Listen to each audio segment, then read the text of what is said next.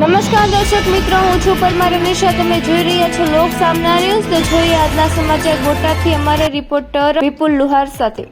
સ્થાનિક સ્વરાજ્યની ચૂંટણીને ફોર્મ ભરવાના આજે છેલ્લા દિવસે બોટાદ જિલ્લાના રાણપુર ભાજપના ઉમેદવારોએ ફોર્મ ભર્યા.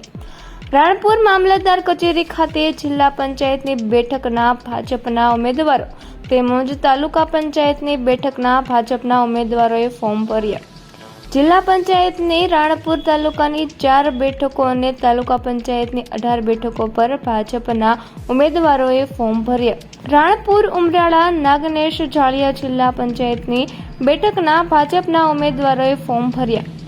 રાણપુર તાલુકા પંચાયતની 18 બેઠકોના ભાજપના ઉમેદવારોએ ફોર્મ ભર્યા.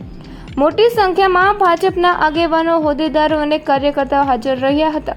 ડોડિયા ભરતસિંહ ભગવાનભાઈ, નાગનેશ જિલ્લા પંચાયતના ભારતીય જનતા પાર્ટીના ઉમેદવાર.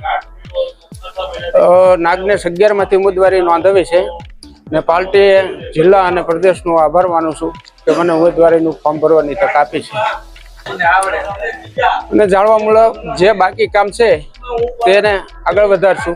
અને એવું તો ખાન ખરીદની ચોરીની એવું તો મારા ધ્યાનમાં નથી. જે કહે છે એ થતું હશે તો એને કાયદાની રૂએ બંધ કરવામાં આવશે. 6% જે કંઈ અત્યાર સુધી અમારા આગળના જે ભારતીય જનતા પાર્ટીના ઉમેદવાર હતા એમાં જે ઘટશે કામની બધી પૂરી કરવાની કોશિશ કરીશું. મારું નામ પરેશભાઈ નરસિંહભાઈ છલ્લૈયા છે. હું હાલ રાણપુર જિલ્લા પંચાયતની સીટનો ઉમેદવાર છું.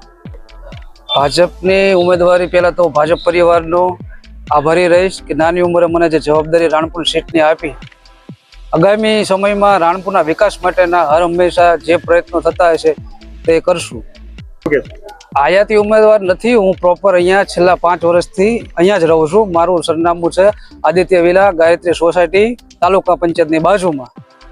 સરકાર ઉપર ભાજપની છે, ભાજપ દ્વારા જ કામ શક્ય બને છે અને આગામી સમયમાં તમામ કામો છે તે ભાજપ સરકાર દ્વારા પૂર્ણ કરવામાં આવશે. તો ફરી મળીશું એક નવા સમાચાર સાથે. ત્યાં સુધી જોતા રહો લોક સામના ન્યૂઝ.